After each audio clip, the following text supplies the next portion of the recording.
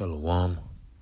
First and foremost, I'd like to give all praises, honor, and glory to Yahweh, by Hashem Yahushai, by Hashem Rahahakudash, double honors to the apostles / elder bishops of Great Millstone, and peace, safety, and salutations to the hopeful elect that's pushing this word, truth, and sincerity of Yahweh by Hashem Yahushai throughout the four corners of the earth.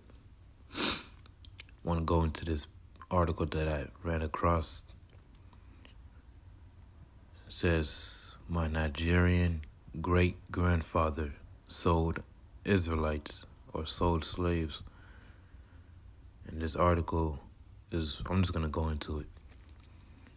It says, amid the global debate about race relations, colonialism, and slavery, some of the Europeans and Americans who made their fortunes in trading human beings have seen their legacies re-exist,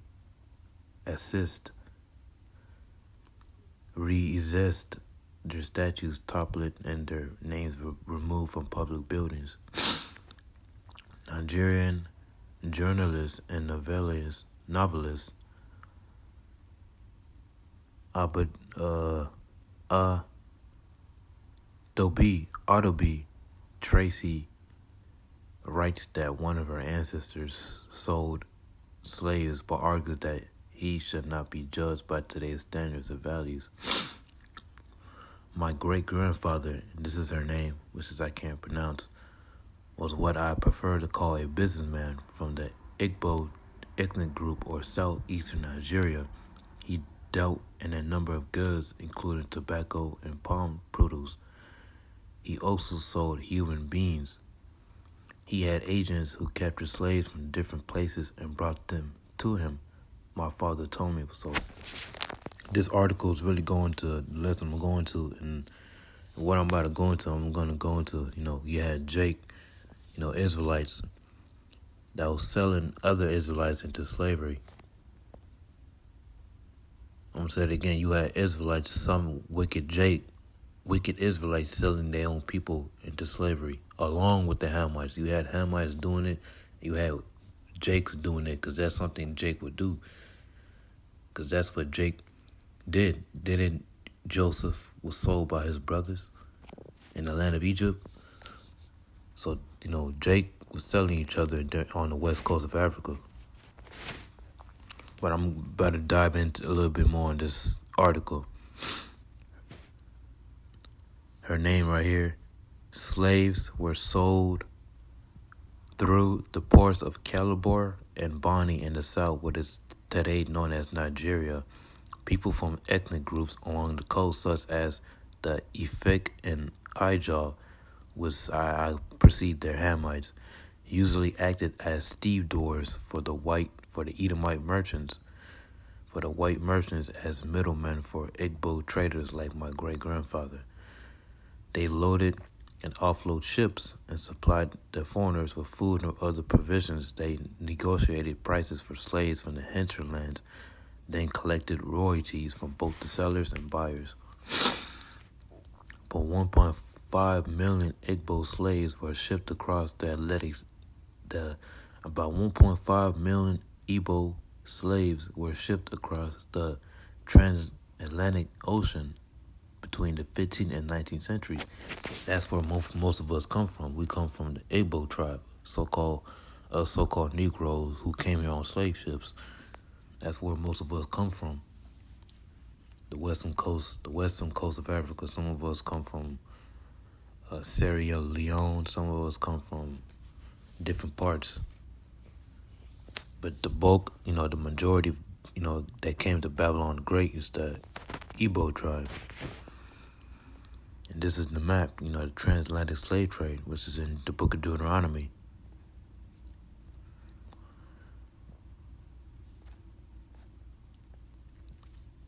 It says it would be unfair to judge a 19th century man by 21st century principles, assessing, and this is the lady. Assessing the people of Africa's past today's standards would compel us to cast the majority of our heroes as villains, denying us the right to fully celebrate anyone who is not influenced by Western ideology. Igbo Slave traders like my great-grandfather did not suffer any crisis of social acceptance or negility, did not need any religious or scientific justification for their actions. They were simply living the life into which they were raised. It says slaves buried alive. The most popular story I've heard about my grandfather was how he successfully confronted officials of the British colonial government after they seized some of his slaves. The slaves were being transported by middlemen along with consignment of tobacco and palm produce from her name, hometown of Umaya to the coast. My great-grandfather, apparently did not consider it fair that his slaves had been seized. Buying and selling human beings among the Igbo had been going on long before the Europeans arrived. People became slaves as punishment for crime, payment for debts, or prisoners of war. The successful sale of adults was considered an exploit for which a man was held by praise singers akin to exploits in wrestling, war, and in hunting animals like the lion. Igbo slaves served as domestic servants and laborers. They were sometimes also sacrificed in religion ceremonies and burned alive with their masters to attend to them in the next world. So y'all pretty much get the point. I'm not gonna dive into all this because this is one hell of an article. But y'all pretty much get the point, man. You had Israelites selling Israelites in the west coast of Africa. But the majority of it was Ham doing it. You know, you had Ham and Ishmael working together, but you had some Jakes selling us. You know, you had some Israelites selling their own brothers to Esau, Edom. But I'm going to get into the scriptures. This is the book of Deuteronomy, chapter 28, verse 68. And the Lord shall bring thee into Egypt. The word Egypt means house of bondage. Let me go ahead and prove it real quick. The book of Exodus, chapter 20, and verse 2.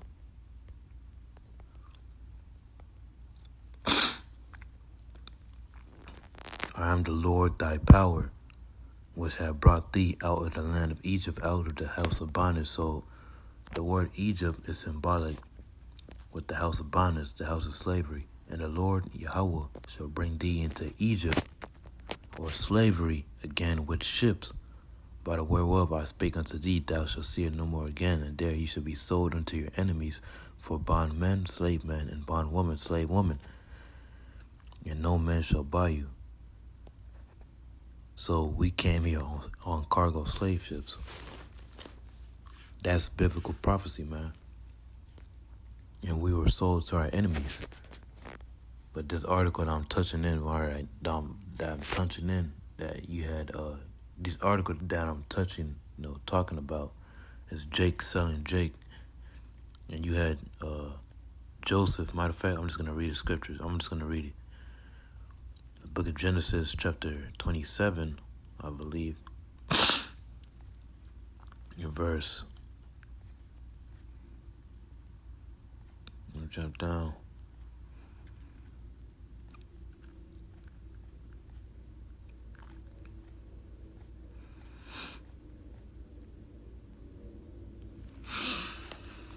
Genesis chapter 27 and on verse 20. Come now, therefore, and let us slay him and cast him into some pit, and we will say some evil beast had devoured him, and we shall see what will become of his dreams. And Reuben heard it, and he delivered at their hands, and said, Let us not kill him. Verse 22.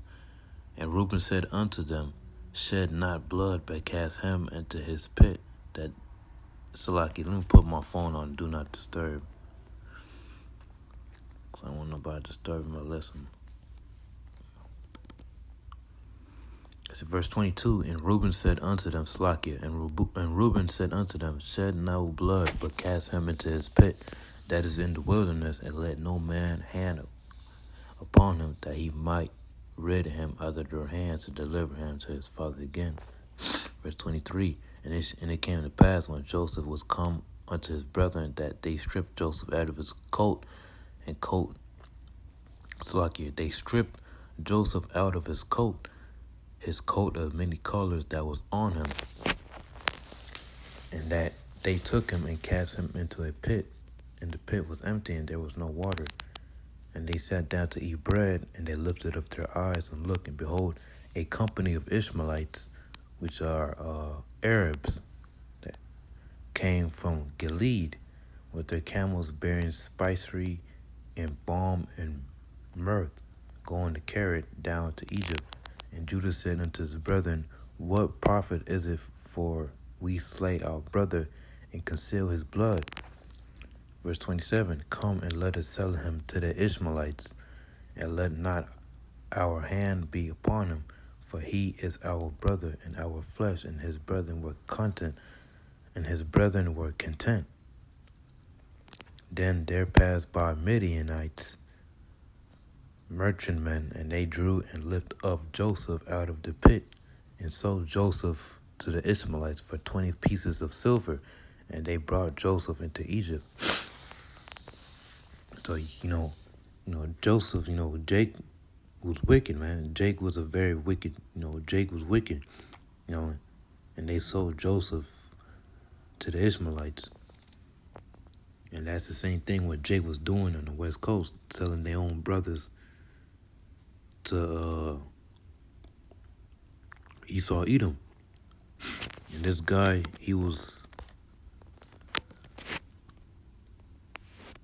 me go back to the article.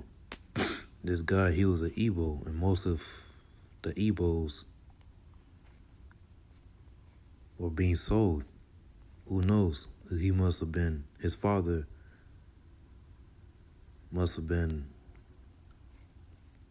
I'm not sure if he was, an actual Jake, or if his father was, a Hamite or whatever, but by his tribe, he must be a Jake. But this Jake right here, he was selling his own people off to Esau Edom, his own fellow Israelites. And that's the type of thing that Jake was doing, being wicked, man.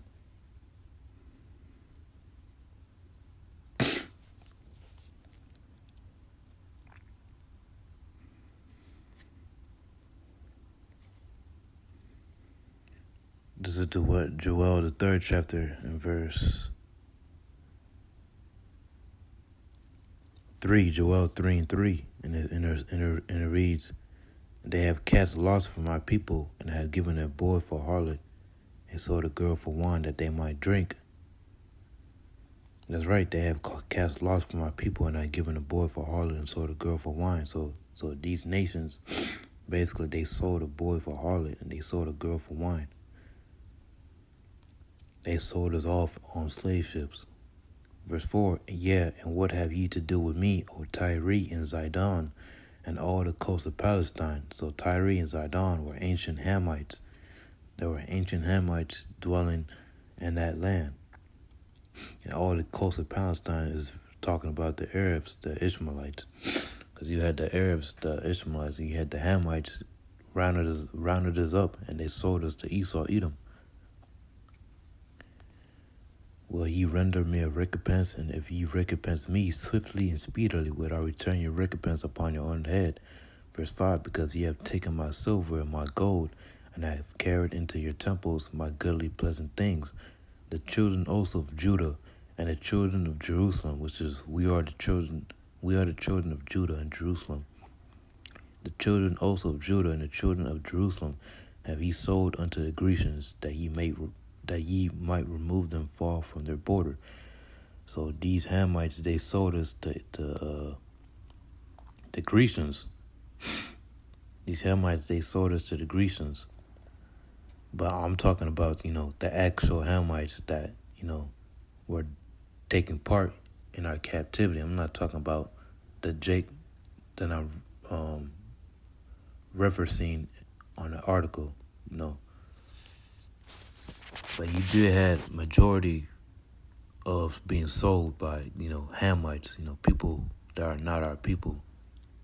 The majority of the ones that were selling us were people from a different uh, nation, which is the nation of Ham.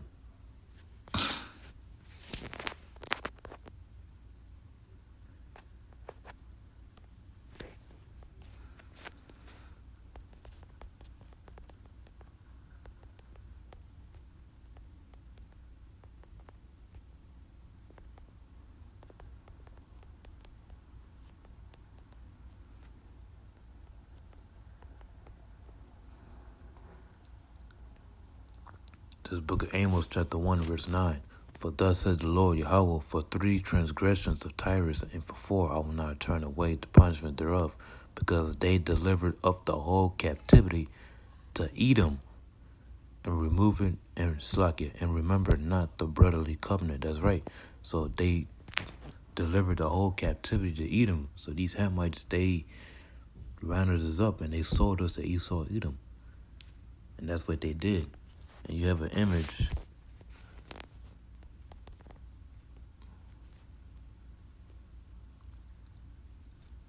You have an image right here of them delivering the whole captivity you have an image right here, them delivering up the whole captivity to Edom. Because you have a Jake right here. You have a Jake right here, and you have a Hamite right here selling the Jakes to Esau, Edom. And Esau, Edom will be this person right here. When these other Jakes right here being sold to Esau, Edom. So these Hamites, they delivered the whole captivity to Esau, Edom.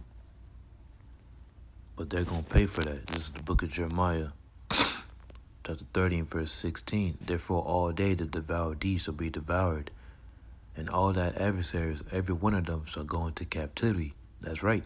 It says every one of them. So not only Esau, Edom, you had Ham, you had Ishmael, the Arabs, you have Moab, the Chinese, you have Elam, all these nations, they're all going to be devoured. They're all going to go into captivity.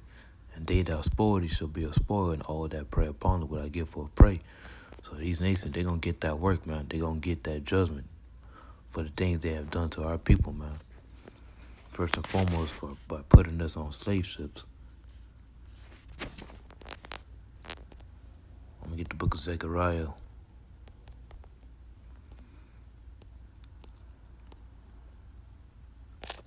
This is the book of Zechariah, chapter 2, and verse 8. For thus said the Lord Yahweh of hosts, after the glory had he set me unto the nations which spoiled you. For he that touched you touched the apple of his eye. So these nations, they touched the apple of the Lord's eye. And who's the apple of the Lord's eye? The Israelites. They touched the apple of the Lord's eye, and they're going to have to pay for that, man. But I pretty much just want to go into a brief, article that I came across to the Spirit and power of Yahweh. So I pray that this lesson was edifying. I want to give all praise, honor, and glory to Yahweh, Bashim Yahushua, Bashim Rakakwadash, and to the next time, Shalom.